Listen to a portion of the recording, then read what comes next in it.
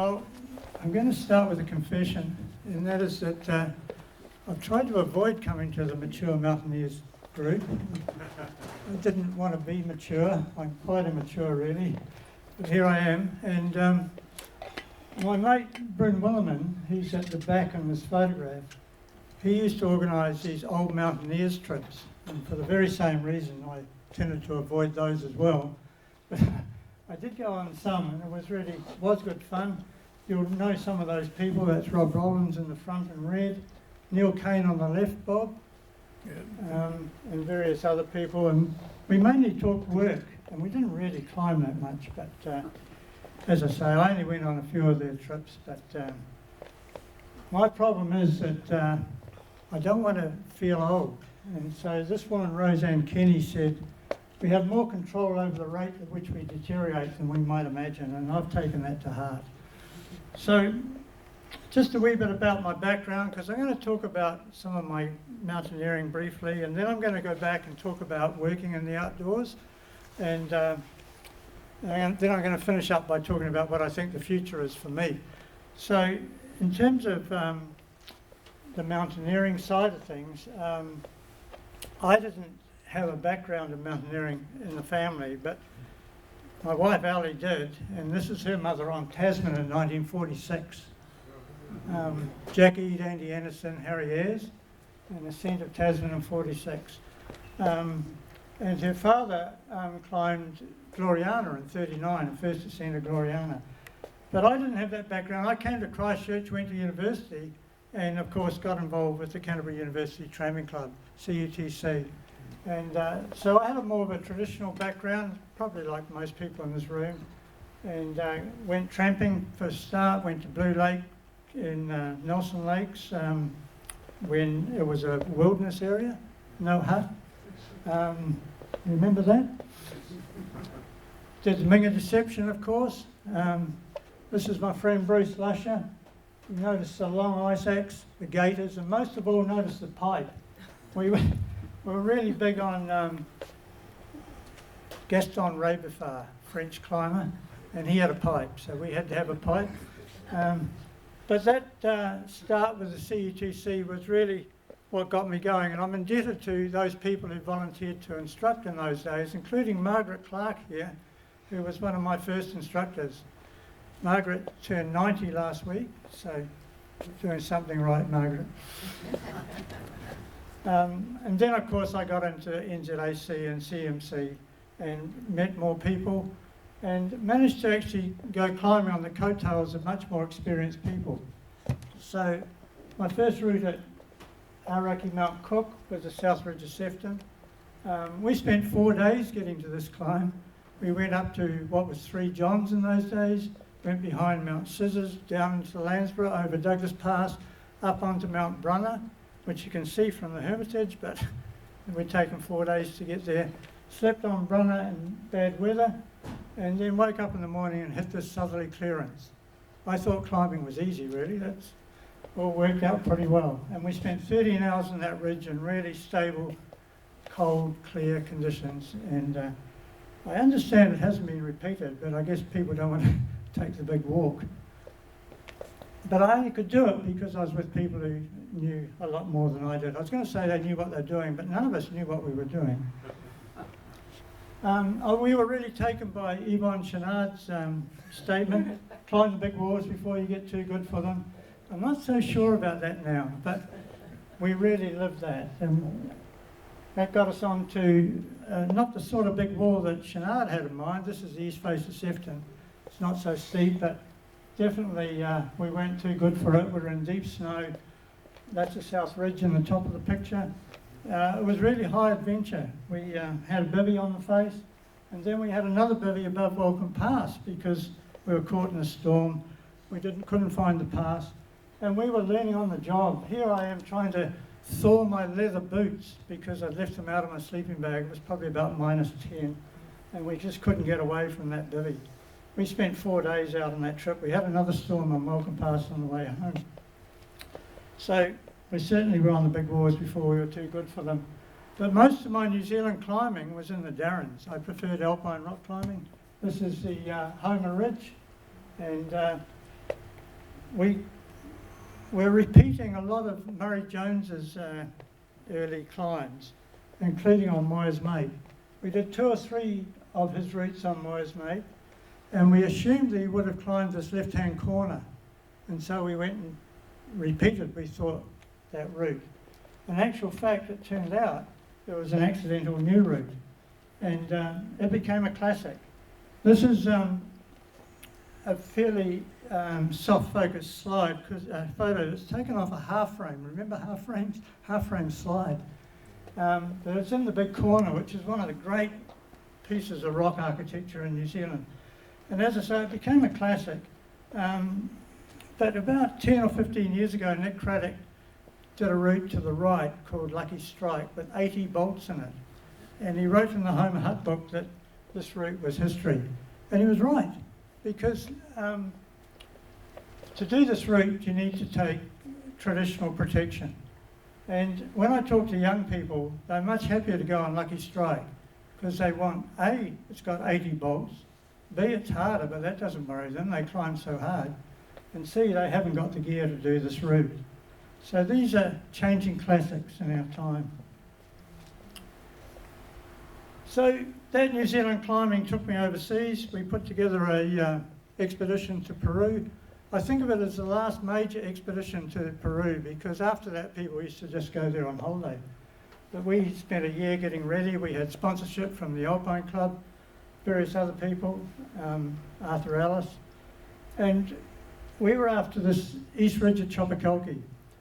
Out to the left is the Southeast Ridge that Mel Clarber and Jeff Wyatt had climbed a few years earlier.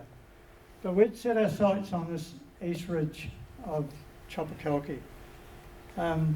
We had with us a Taranaki farmer, Walter Fowley, and he made a film, and I've got a couple of clips, 3 clips from that film.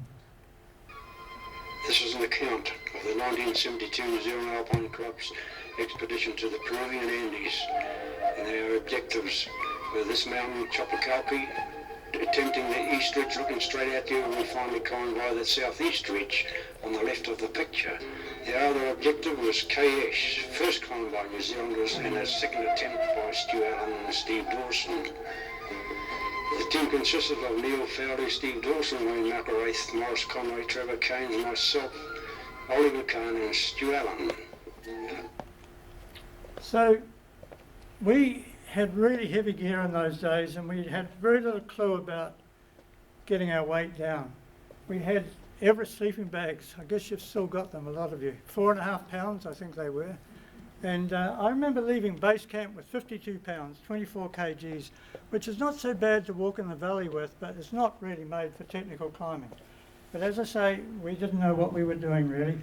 And here's another clip from Walter getting up to the East Ridge of Chopakelki. Can't you hear them puffing and panting and blowing away? Their lungs never seem to be big enough for this caper.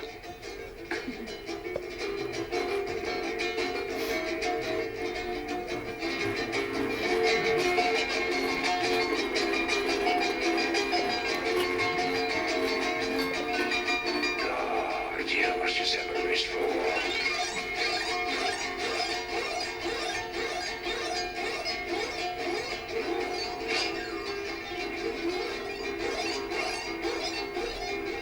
Nature put some of these humps and bumps up that high. They're flat and they're a lot easier to climb, even if they do have snow on them. Go on, Neil, up you come. God, bugger this. This is the challenge.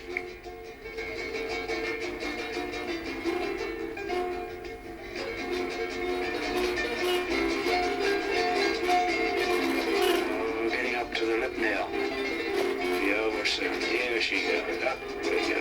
You can see the size of the packs, which doesn't help the climbing.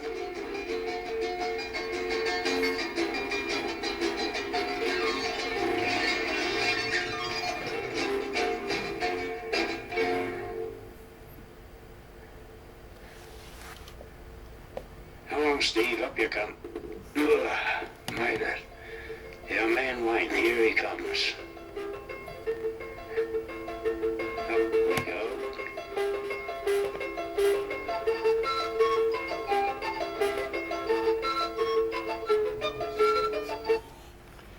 So we're now on the ridge.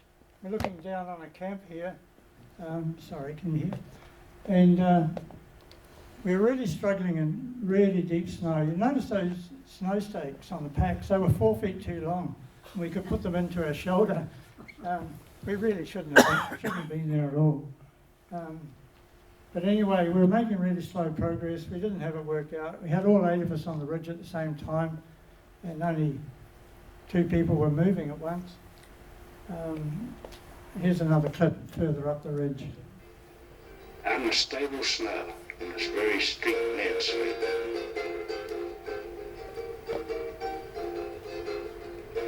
Oh, you have to go up there? That's the only way. Look at that. I know people say you're mad, but it does help. If it loose in the top, it's good.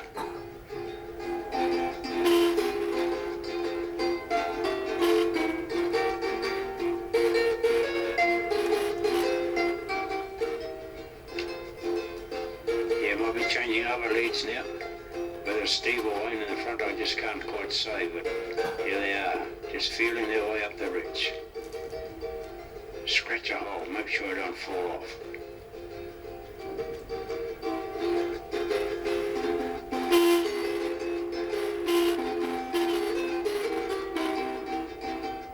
Well, I suppose I better move up a bit higher. This is Wayne in the front now. Yeah, one big reach. Axe has disappeared. I've lost it. Is it going down further? Look at that. Up we go. Progress was slow. It's best to be that way, and then you are sure.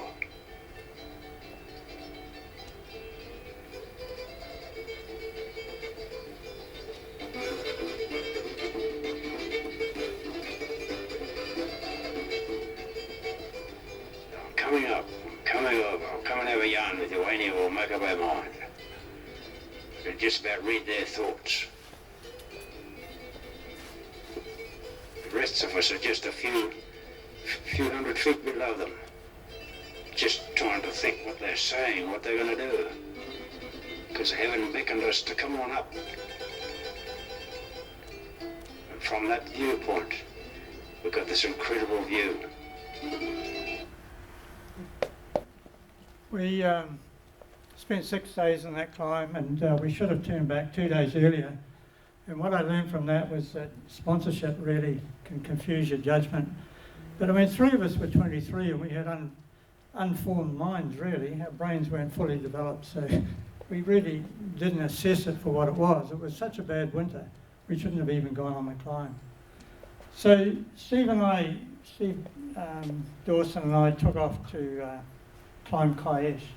We were taken by this book written by the Southland section people, The Steepest Mountain. I mean, I think that was 1960. I think these days we know there are steeper mountains in the world, but they thought that was the steepest mountain in the world.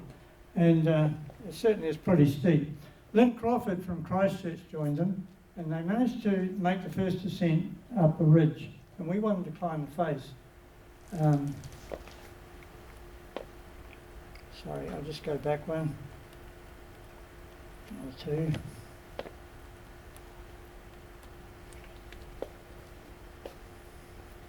So we got up to this ledge that we managed to sit on for the night. And the next morning was really bad weather and we didn't know what to do. And so we carried on sitting on it. Eventually we got an afternoon and we got up the rock band. Here's Steve Jumaring. And there were no more ledges, so we abseiled back down to that first ledge and spent another night on it. We certainly were on a big wall before we were too good for it.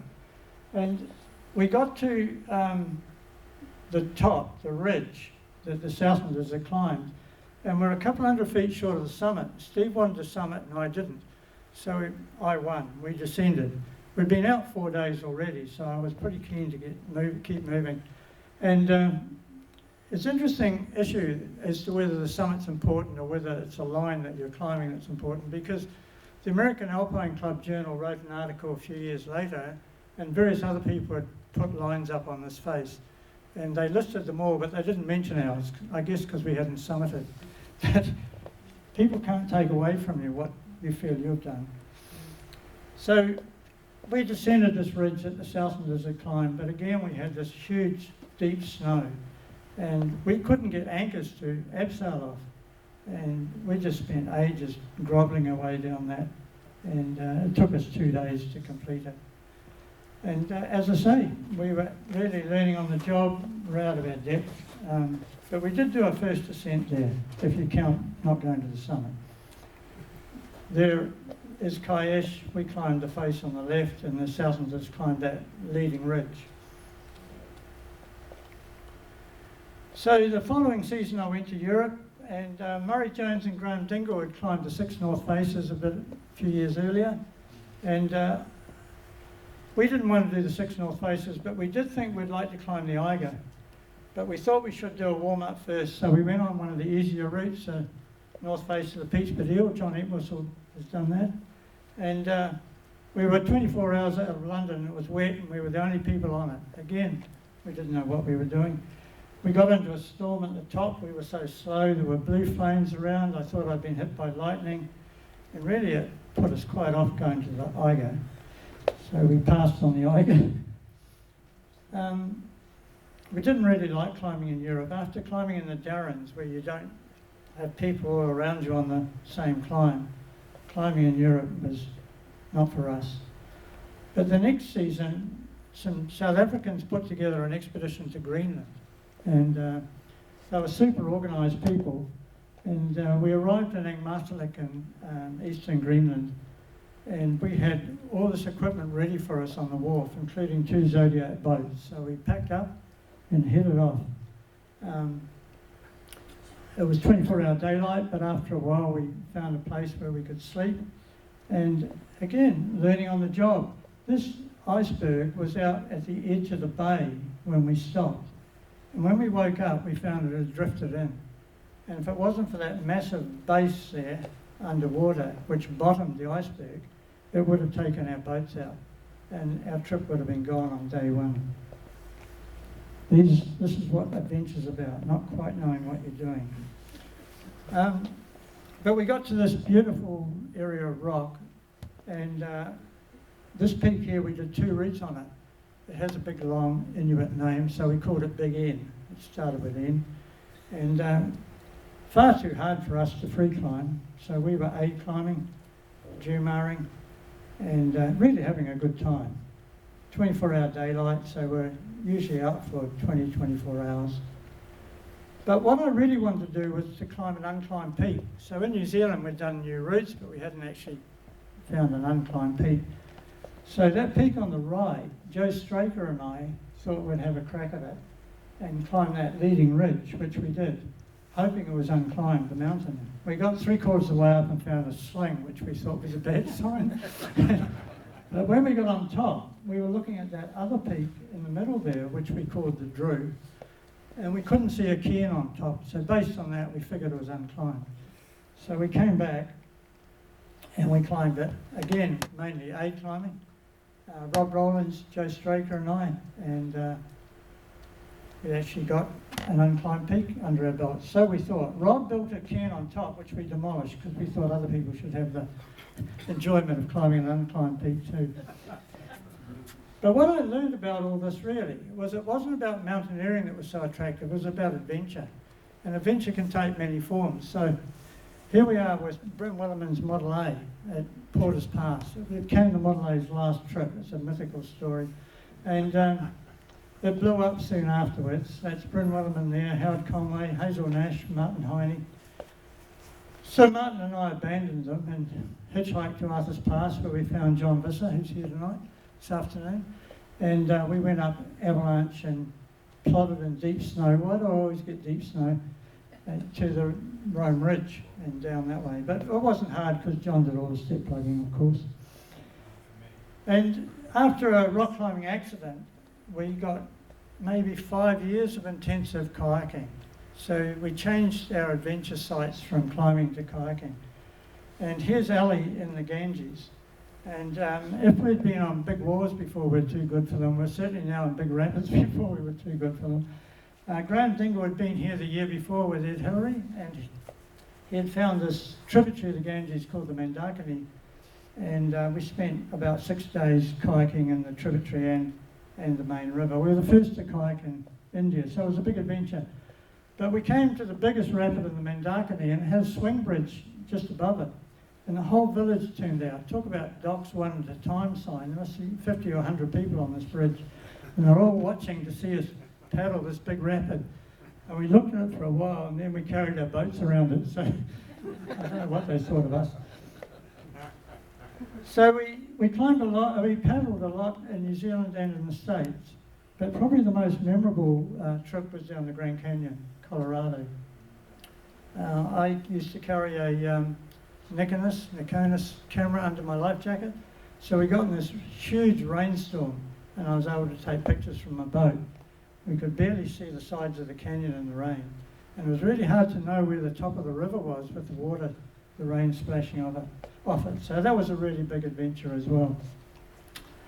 So that's an outline of the sorts of things that I did for myself. But I want to go back now in time to 73, where I got a job at Placer Brennan, the English Mountaineering School, ironically in North Wales.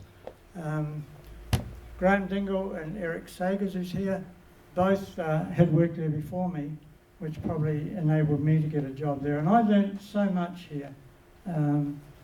Professional instructing environment. I went out one day fairly early on with a senior instructor. We were teaching navigation, or he was, and he asked me if I wanted to lead a session on using a compass. And I politely turned him down because I don't know if I'd seen one before, really. We used to walk up a valley, over a pass, and down another valley. I don't know where compasses came into it. So as I say, I learned a lot. But if you're working in North Wales, you can climb in North Wales. And this is Dream of White Horses. I climbed so much in North Wales. Some people say this is the best climb in the UK. And it was put up by a guy called Edward Drummond, who wanted to bring American North Wall big wall techniques, American big wall techniques to Britain. So he looked at the back of this Zorn. A Zorn's a tight bay. And he thought that was the most scary looking wall that he could try putting sky hooks and roots and things on.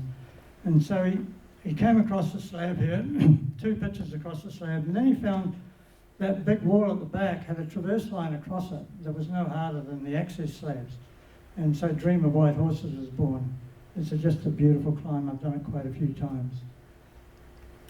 And then the following winter, I managed to get a job at Glenmore Lodge, the Scottish Mountaineering Centre. And working on the Cairngorm Plateau was no fun at all. The wind was horrendous. I mean, we're talking about winds that would knock you over. And we had a lot of injuries, people just getting blown around. It was terrible being up on that Cairngorm Plateau. But when we were teaching climbing in the gullies, it was more sheltered. And what we used to do, and this is quite intriguing, we used to teach in very easy angle gullies.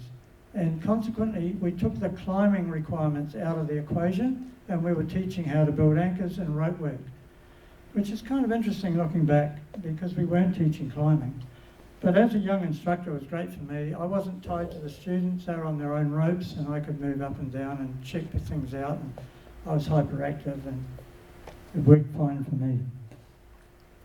But again, when you're climbing when you're working in a centre like that, you get to climb. So I managed to fluke all the grade 5s on Ben Nevis. This is Zero Gully. And I arrived actually at the time, the Scots had just invented pterodactyls. And we'd had a season or 2 in New Zealand with those curved Chenard picks, which we thought were magic, but these were better. And I see now the evolution of ice tools to sort of combine both elements of those tools. So we use pterodactyls on all our climbs. This is not my photo, they're not using pterodactyls. This is -1. We made an early ascent of. So with that experience, I came back to New Zealand and I went to Mount Cook to guide, and found that the Mount Cook scene was fairly loose. You had to hang around all summer and hope some work came your way. So I wasn't too keen on that, so I rang up Mike Brown at Fox, and he welcomed me over there. And I guided at Fox with Mike Marnie, who's here. And we had the bread and butter of the glacier guiding, so we always had employment, but we also got some high guiding in as well. And I went through eventually the International Mountain Guiding Qualification. But after Fox Glacier, Colin Monteith employed me to run the survival program in the Antarctic. And that was fantastic because I did it with Gary Ball, and we came from two different backgrounds. So he had the Mount Cook guiding background, I had that UK instructional background, and we just learned so much from each other. But calling it a survival program is a wee bit over the top because mostly we were teaching people how clothes worked. We had Americans turn up on one course with Vietnamese camouflage cotton trousers. So they needed a wee bit of instruction. And then from there, I managed to went to work for Graham Dingle. Ali and I went to Outdoor Pursuit Centre in the central North Island. And, you know, we'd always sort of been on the edge of society, but this work sort of was really rewarding and gave us meaning to our work and our lives. We did kayaking and climbing instruction with adults, but we also, the bread and butter here was working with kids and working with them, helping them work together, helping them find something they were good at, really rewarding. But those instructing and guiding jobs, you know, they're pretty easy really. The hard stuff is family guiding. Family guiding is real hard. When you're doing commercial guiding, the client listens to you and does what you say. When you've got a family, no chance. So Ali and I figured out that we wanted to take the kids in the best places in New Zealand. So we took them over the Tongariro Alpine Crossing, we took them on the Abel Tasman track, we took them up Rolleston, we took them over Ball Pass, we took them from Chancellor Hut, we flew into Chancellor Hut and walked out, never again, and we took them up to Gertrude Saddle. But here we are going up the Atura, and we've now climbed the low peak of Rolleston, that's as far as we got, and we come down, now we're on the top of the, what's that ridge? Goldney Ridge, yeah. And so you notice the guides in front, role modelling, hands on the rock, and the kids, they're playing gymnastics, high wire stuff, you know. On the right, there's that Bergstrand for the Beeley Glacier, which would kill you. On the left is the Atura slide that would take all your skin off. After every one of these trips, I said, never again. Come next summer, I tended to forget about that and we'd do another one. We did the Ball Pass crossing. I got lost somewhere. We spent a night in the emergency shelter. High adventure, but not very responsible.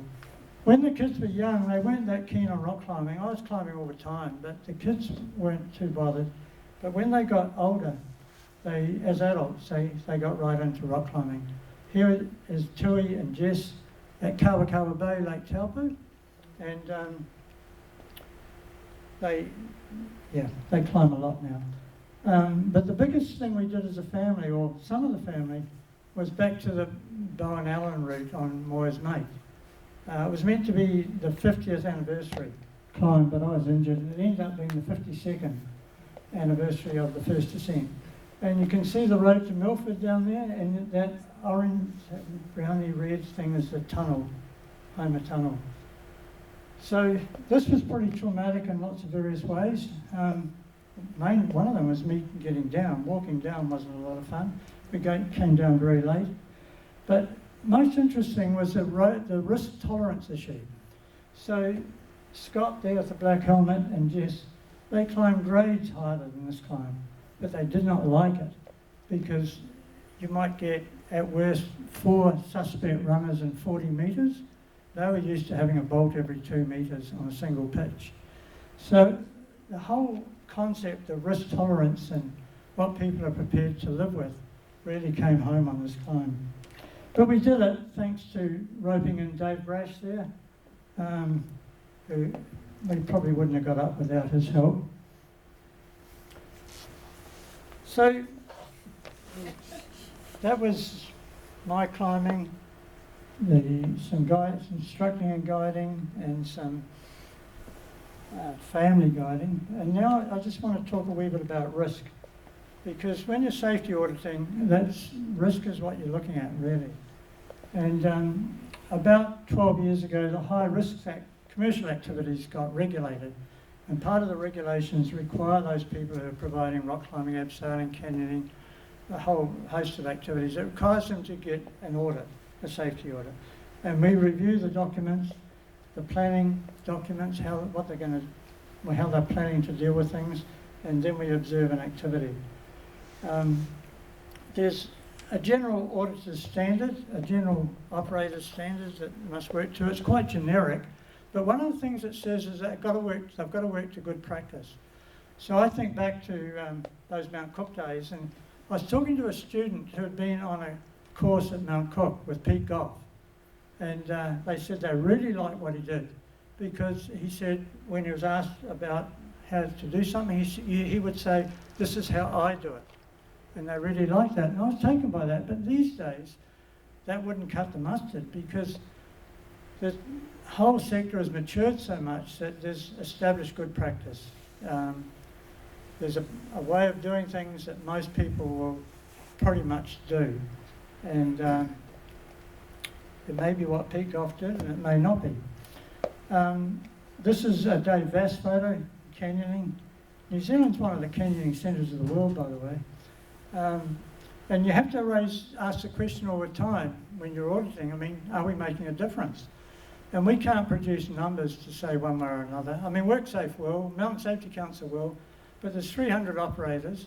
The only hard measures they have are fatalities, and the samples are just far too small. We've only been going 12 years, but we do think we're making a difference, else we wouldn't do it. And we find these high-risk operators are pretty safe. They know where their bread's buttered. With or without an audit, with or without a WorkSafe prosecution, they know they'll lose their business if they lose a client. And we find that they're pretty solid. So I just want to talk about risk levels a wee bit. I was thinking about it. This is what I thought the risk levels were when I was younger. Alpine climbing. Everybody in this room has been an alpine climber, I think, and there's one word that describes why we're here now: lucky. I think ski touring's up there as a high-risk activity, and you might be surprised at that, but when we were young, we thought that avalanches came by chance. Now we know so much more about avalanches.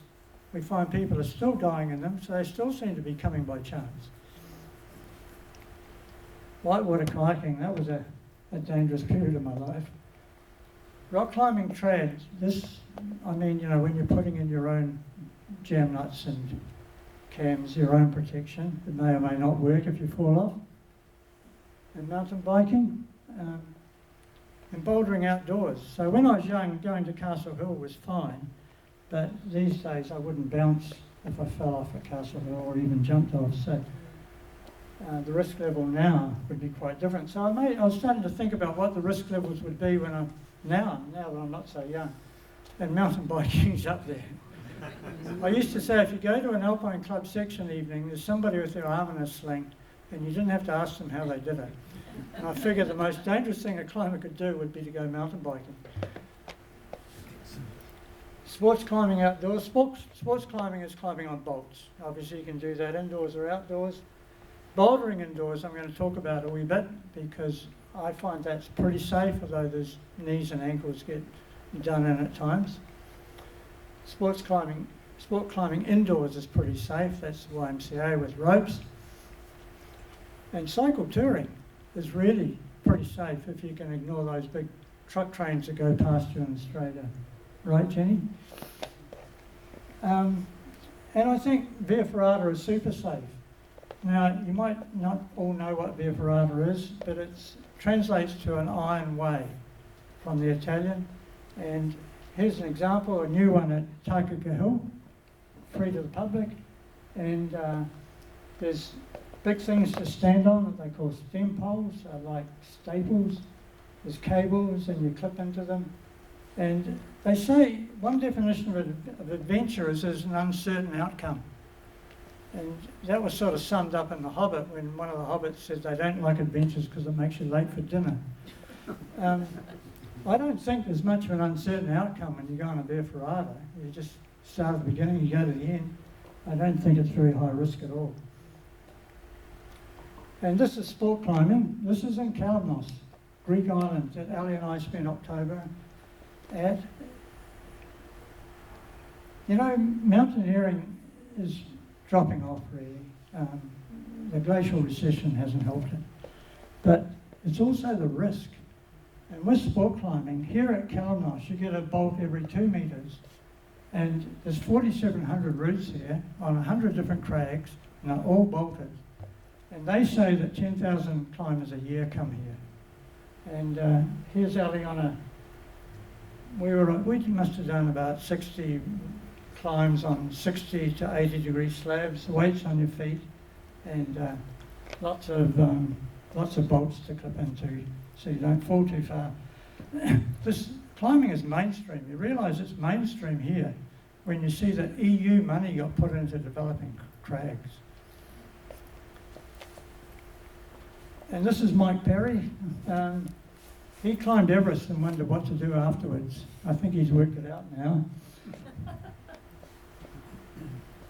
It just goes to show that the difference between the types of climbing, you know, from mountaineering to sport climbing or to bouldering, the risk levels are so different.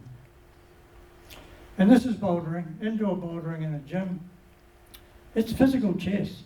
So when you read the aging literature, which I'm prone to do, you find there's 3 really important elements that we should be working on to keep young.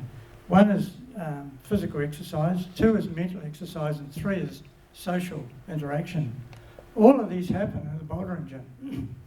You're really doing a lot of thinking about how to move, how to do a climb. You might have multiple goes at it over multiple days. And it's at these gyms that we learn to climb. So some people like John Entwistle knew how to climb well along, but for people like me, we only learned when we started going to bouldering gyms, when you learn the whole movement, climbing movement thing, which we never used to even teach. We only taught safety systems. And there's a strong link to yoga. In fact, at Uprising, the local bouldering gym, there's a yoga studio and a fitness area, fitness gym, that all go together with the climbing gym. So we know that when we get older, we get weaker, but it's not the key thing. The key thing is we're getting less flexible, which is where yoga comes in. Not that I do these things, but I can see the theory. Adam Ondra, the world's best climber, said, I wouldn't want to be without strength, but it's not the most important thing. And I read recently an article about teaching beginners climbing and kayaking. And the people who were coming away from day 1 on kayaking were happier because they'd been kayaking. The people on day 1 climbing have been building anchors. If you take them, start them off here at a bouldering gym, they're climbing from the first minute. So this is a moon board. They are world standard, internationally standard, same holds on every board all around the world. They're tilted at 40 degrees or 25 degrees. You download an app and you can set your route. Little lights come on under each hold that you want to use, and you can compare yourself to anyone else in the world. They reckon there's 4,000 climbs on each moon board, or the combinations of these holds. And obviously this is where people build strength, but also flexibility. This is Yanya Gunbray. She's the world's best competition climber, 2 gold medals at Olympics. Now, the Olympics have really brought climbing into the forefront, but it was happening anyway. And there'll be more people doing indoor bouldering activities than the rest of climbing put together. It's phenomenally popular. We would see 150 people there on a big night at Uprising. and they don't need any gear except shoes and a chalk bag, and they don't need to find someone to climb with. They certainly don't need a rope. But this woman is the undisputed best.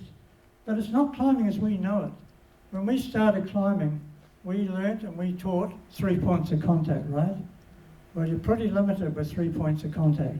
And nowadays, there's a lot going on which reduces that contact to no points. They're borrowing from parkour, which is that urban activity where people do acrobatics on buildings and jump from building to building. A lot of very dynamic movement. Not for me, but very interesting to watch. I'm going to show you a clip of Yanya doing this. Just some of the language that pops up in this commentary. A flash is doing the climb on the first, well, they'd call it a problem. Not a climb, but a problem. You've got to work it out. A flash is doing it first time. Tops is when you achieve the climb and reach the top. A match is when you put both hands on the final, on any hole, but on the final hole to achieve the top. And static, of course, is climbing as we know it. Now look at the front. We know this boulder is climbable. We know it's splashable. Can Yanya put it all together? 91% tops. Look at that statistic. Look at that left arm there. Did not have a bother. Was holding every point. Now for the swing. Cruising it, stepping through. Not a bother. Yanya takes a second to slow down. You're not running anymore. You've got to be static for this finish. But this is a victory lap for her. And she's going to finish things off in style. Matches the top first. So that's competition bouldering. Again, I don't go in competitions. I would if they had an over 75 category, but they don't. This is where the climbing standards are set. And this is a competition here at Uprising. You can see the crowd there, really popular. You might get 200 people watching a competition. And when you see the European ones on YouTube, I mean, they would have thousands watching. Now, this is my inspiration. John Vissey's here today. When I was 21, I met him at Castle Rock. I was 21, he was 32. He was an old man. He'll tell you now that he's nearly 100, but actually Margaret Clark is older. We have coffee every week or two together and we tell each other the same excellent stories we've had.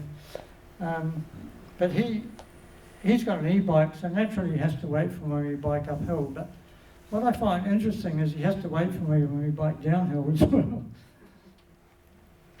So back to Roseanne Kenny, simply feeling younger than your chronological age slows the pace of aging. That's what I'm working on. Cycle touring, Jenny and Sandy will recognise this. This is the Kimberleys. We got it wrong, we went in the holidays, the corrugations on the road were horrendous.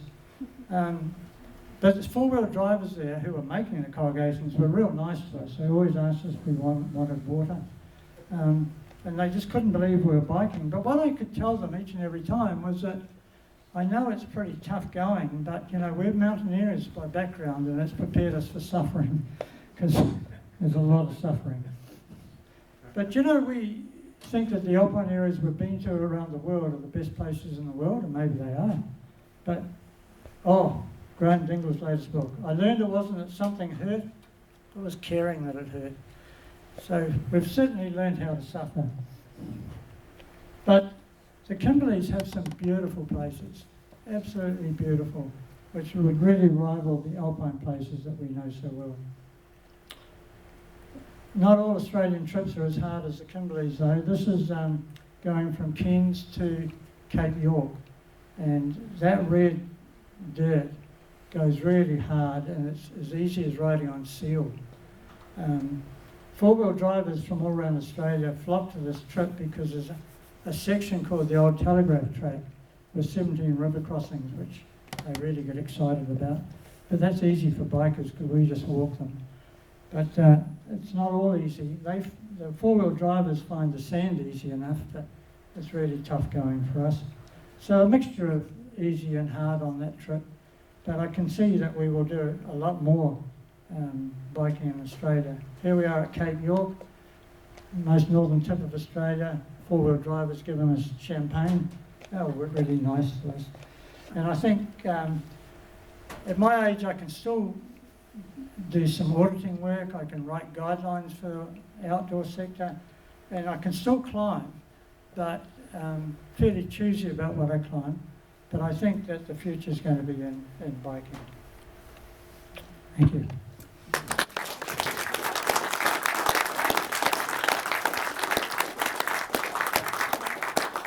Well, Stu, super.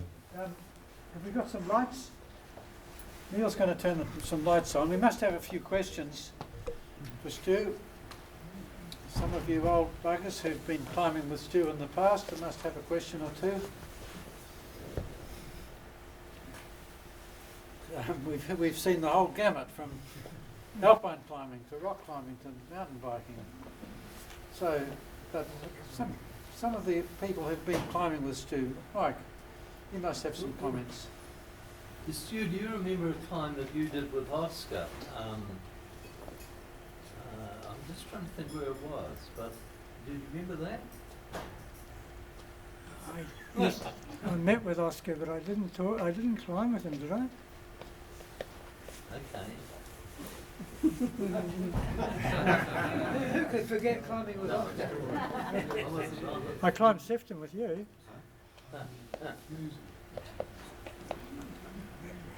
Any other questions? What's your favourite route? Well, I think that guided climb of Sefton, I've climbed Sefton 3 times, East Face, South Ridge and the West Ridge, and I reckon guiding the West Ridge was the best day I had. It was just so good. But again, West Ridge. well, from Welcome Pass, Yeah. West Face. Yeah. I think, half the people in this room would have done that route. I think it's an interesting thing about risk, that route, because it was a hot day, and when we came back, I had one client, and when we left Welcome Pass, there were wet snow avalanches running. So with my partially formed brain, I figured we should just run. But when Mike Brown came with his client, he waited till it got cold. I said, that's a bit different. Yeah. We had a similar experience, Jennifer and I. Yeah, it catches a lot of sun. Thanks. Stu, what about that climb we did of Sefton with German mountaineers? Yeah, that was the one, Mike. That's the one you're talking about? That's the one I'm talking about. Yeah, Yeah. okay. Yeah, Mike Brown saw it as like climbing the Eiger. He had all these stages because we left from the village, went over Copeland Pass, up Scott Creek, and probably walked out down the Copeland. Yeah. It was a great trip. It was a really good trip, and one of the things I remember is that the Germans, who were good climbers, but they took absolutely no notice of any hints that we actually knew New Zealand climbing conditions quite well. And things like walking too close to the edge of a ridge where you'd go out on the corners, that didn't seem to worry them like it did us. Yeah, well, we lost 2 clients who were evacuated by the time we got to Welcome Hut. They'd gone over the side of the walking track. But, yeah, it was a good trip. Okay, it's been no more questions. I'm just going to ask Nick to say a few words of thanks to Stu. Before you lost them. Would you like to take the microphone?